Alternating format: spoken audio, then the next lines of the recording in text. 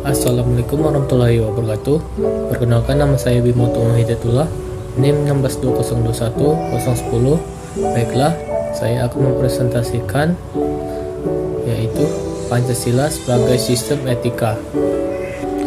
Yang pertama yaitu Pancasila sebagai sistem etika di samping merupakan way of life bangsa Indonesia, juga merupakan struktur pemikiran yang disusun untuk memberikan tuntunan atau panduan kepada setiap warga negara Indonesia dalam bersikap dan bertingkah laku. Yang kedua, Pancasila sebagai sistem etika dimaksud untuk mengembangkan dimensi moralitas dalam diri sikap individu sehingga memiliki kemampuan menampilkan sehingga sikap spiritualitas dalam kehidupan bermasyarakat dan berbangsa. Menelusuri konsep dan urgensi Pancasila sebagai sistem etika. Yang pertama, konsep Pancasila sebagai sistem etika. Istilah etika berasal dari bahasa Yunani yaitu ethos, yang artinya tempat tinggal yang biasa, padang rumput, kandang, kebiasaan, adat, watak, perasaan, sikap, dan cara berpikir. Secara etimologi, etika berarti ilmu tentang segala sesuatu yang biasa dilakukan atau ilmu tentang adat kebiasaan. Dalam arti ini, etika berkaitan dengan kebiasaan hidup yang baik, tata cara hidup yang baik pada seseorang maupun masyarakat. Kebiasaan hidup yang baik ini dianut dan diwariskan dari satu generasi ke generasi lain. Adapun 6 pengertian nilai secara umum menurut Lacey. Yang pertama, sesuatu yang fundamental yang dicari orang sepanjang hidupnya. Yang kedua, suatu kualitas atau tindakan yang berharga, kebaikan, makna, atau pemenuhan karakter untuk kehidupan seseorang. Yang ketiga, suatu kualitas atau tindakan sebagian membentuk identitas seseorang sebagai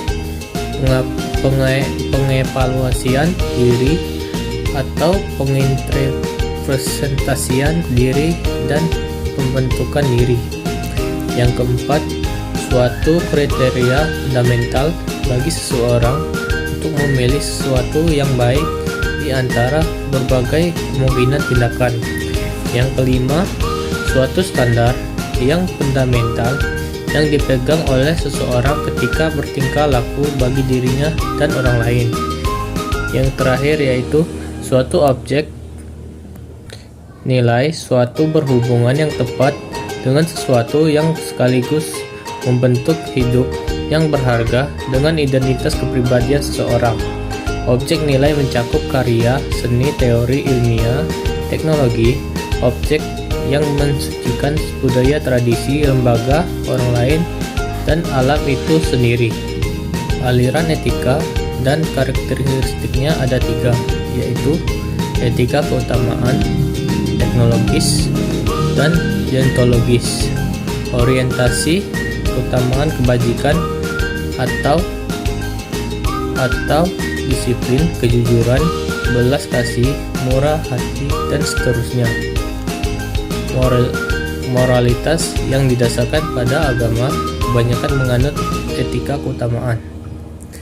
Konsekuensi atau akibat kebenaran dan kesalahan didasarkan pada tujuan hakim. Aliran etika yang berorientasi pada konsekuensinya atau hasil seperti hedonisme, utilitarisme.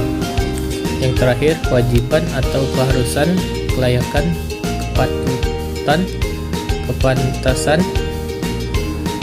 Pandangan etika yang mementingkan kewajiban seperti halnya pemikiran Immanuel Kant yang terkenal dengan sikap imperatif. Urgensi Pancasila sebagai sistem etika ada 6.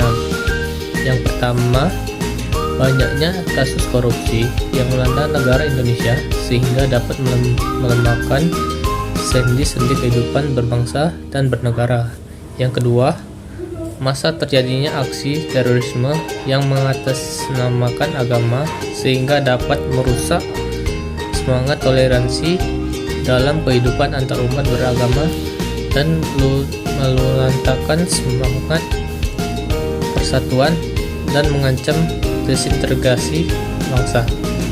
Yang ketiga, masih terjadinya pelanggaran hak asasi manusia atau HAM dalam kehidupan berbangsa seperti kasus penyerbuan lembaga pemasyarakatan Cempongan untuk Jakarta pada tahun 2013 yang lalu.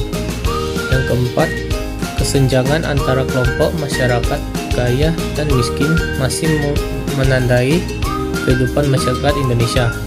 Yang kelima, ketidakadilan hukum yang masih mewarnai proses peradilan Indonesia. Yang keenam, banyaknya orang kaya yang tidak bersedia membayar pajak dengan benar seperti kasus penggelapan pajak oleh perusahaan, kasus penanaman papers yang menghindari atau mengurangi pembayaran pajak.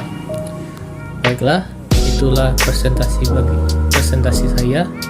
Jika ada salah kata, kepada Allah saya mohon ampun. Saya akhiri. Wassalamualaikum warahmatullahi wabarakatuh.